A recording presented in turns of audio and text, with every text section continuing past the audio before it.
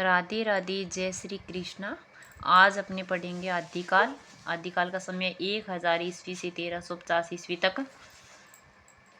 हिंदी साहित्य के जन्म काल, शिशुकाल, आरंभिक काल को ही अपने आदिकाल कहते हैं। भारतीय राजनीतिक दृष्टिकोण से जब भारत में हर्षवर्धन के साम्राज्य का पतन हो रहा था, उसी समय हिंदी साहित्य का उदय हो रहा था।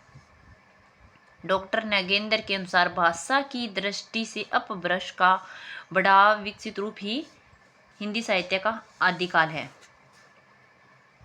हिंदी साहित्य के आदिकाल की सामग्री में उत्तर अपभ्रंश की सभी रचनाओं का समावेश किया गया है।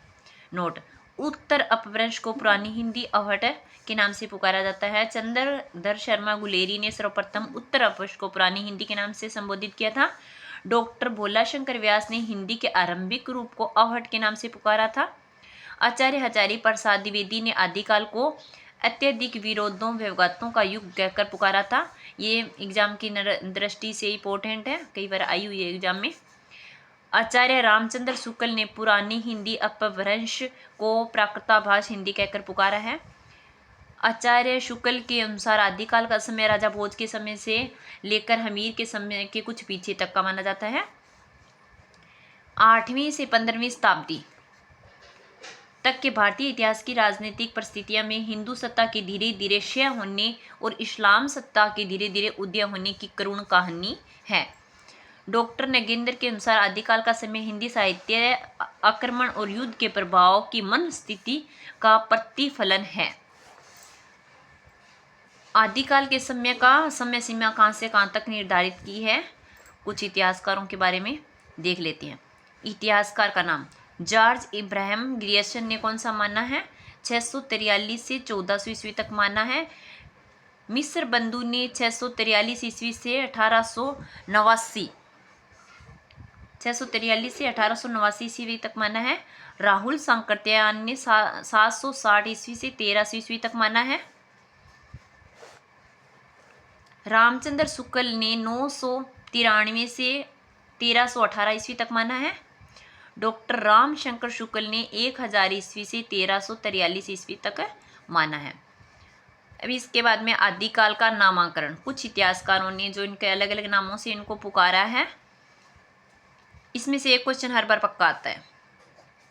इतिहासकार का नाम: आचार्य हजारी प्रसाद द्विवेदी ने इनको आदिकाल कहकर पुकारा है। डॉक्टर रामचंद्र शुक्ल ने वीरगाथा काल कहकर पुकारा है। डॉक्टर रामचंद्र शुक्ल ने क्या कहा है? आचार्य हजारी प्रसाद द्विवेदी ने तो आदिकाल कहकर पुकारा है, आचार्य रामचंद्र शुक्ल ने इनको वीरगाथा काल कहकर पुकारा है।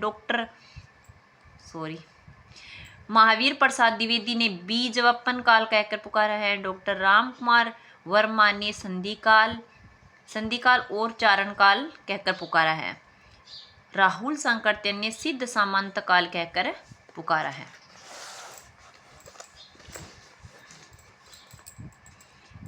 मिस्र बंधु ने आरंभिक काल कहकर पुकारा है। डॉक्टर गणपति चंद्र गुप्त ने प्रारंभिक काल और शून्यकाल शून्यकाल कहकर पुकारा है। विश्वनाथ प्रसाद मिश्र ने वीर काल, मतलब वी से वीर, थोड़ी ट्रिक बना लेना अपनी, मैंने तो जैसे अपने हिसाब से ट्रिक बना रखी है। डॉक्टर धीरेन्द्र वर्मा ने अपभ्रंश काल कहकर पुकारा है। चंद्रधर शर्मा गुलेरी ने अपभ्रंश काल कहकर पुकारा है। जॉर्ज इब्राहिम ग्रियर्सन ने चारण काल कहकर पुकारा है। डॉक्टर पृथ्वीनाथ कमल कुलश्रेष्ठ ने अंधकार काल कहकर पुकारा है। जैसे अपनी ट्रिक बना लेना, कमल कहाँ खिलता है? जहाँ अंधकार होता है वहीं कमल खिलता है। मैंने तो अपनी ऐसे ट्रिक बना रखी है इसकी। डॉक्टर रामशंकर शुक्ल ने इसको जय काव्य काल कहकर पुकारा है। राम खिलावन पांडे ने संक्रमक काल कहा है। डॉक्टर हरीशचंद्र वर्मा ने संक्रमण काल कहकर पुकारा है। मोहन अवस्थी ने आधार काल कहकर पुकारा है।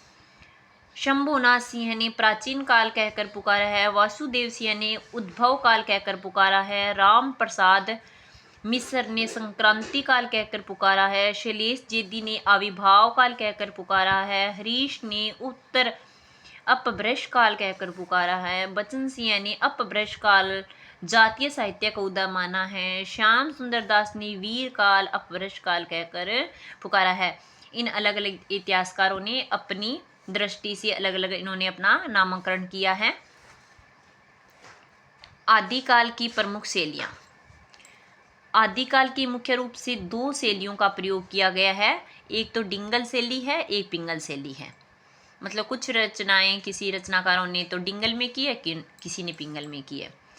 तो डिंगल शैली, जब अपभ्रंश के साथ राजस्थानी भाषा के शब्दों का प्रयोग किया जाता है तो वह डिंगल शैली कहलाती है। इसमें कठोर, इसकी पहचान क्या है, जैसे कठोर कर्कश शब्दावली का प्रयोग किया जाता है। पिंगल शैली, जब अपभ्रंश के साथ ब्रज भाषा के शब्दों का, जब अपभ्रंश के साथ कौन से ब्रज भाषा के शब्दों का प्रयोग होता है तो उस शैली को अपने कहते हैं पिंगल शैली। इसमें कोमल कांत पदावली का प्रयोग किया जाता है, ये इसकी बिल्कुल विपरीत है। आदिकाल की प्रमुख प्रवृत्तियाँ। आदिकाल के साहित्य में मुख्य 3 प्रवृत्तियाँ देखने को मिलती है। जो रचनाएं होती थी उनके सभी रचनाओं को ध्यान में रखते हुए मतलब 3 प्रवृत्तियाँ ज़्यादा देखी जाती है।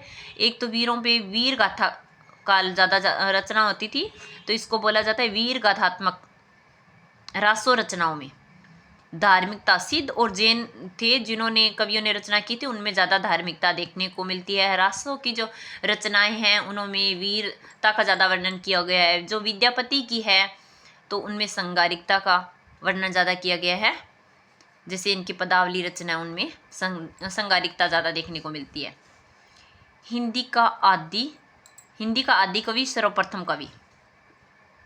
विभिन्न इतिहासकारों द्वारा अपने अपने शोध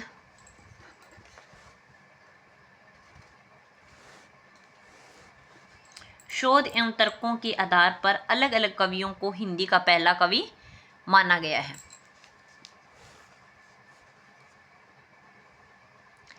हिंदी का आदि कवि, कुछ इतिहासकारों के द्वारा अपने अपने शोध एवं तर्कों के आधार पर अलग अलग कवियों को हिंदी का पहला कवि माना गया है। जैसे राहुल संकीर्तन के अनुसार सरहपाद को ही इन्होंने हिंदी का प्रथम कवि माना है। शिव सिंह सेंगर के अनुसार पुण्य या पुंड को इन्होंने पहला कवि माना है। डॉक्टर गणपति चंद्रगुप्त के अनुसार शाली बदर सूरी को इन्होंने अपना प्रथम कवि माना है आदिकाल का। डॉक्टर राम कुमार वर्मा के अनुसार स्वयंभू को इन्होंने प्रथम कवि माना है। आचार्य हजारी प्रसाद द्विवेदी के अनुसार इन्होंने अब्दुल रहमान को अपना आदिकाल का प्रथम कवि माना है। तो ये इनमें से एग्जाम में क्वेश्चन आता है, जैसे पूछ लेते हैं कि डॉक्टर राम कुमार वर्मा के अनुसार प्रथम आदिकाल का कवि कौन सा है, तो स्वयंभू है। एग्जाम में ऐसे भी पूछ लिया जाता है हजारी प्रसाद द्विवेदी के अनुसार प्रथम कवि आदिकाल का किसको माना है, तो अपने बताएंगे अब्दुल रहमान को माना है। डॉक्टर बचन सिंह के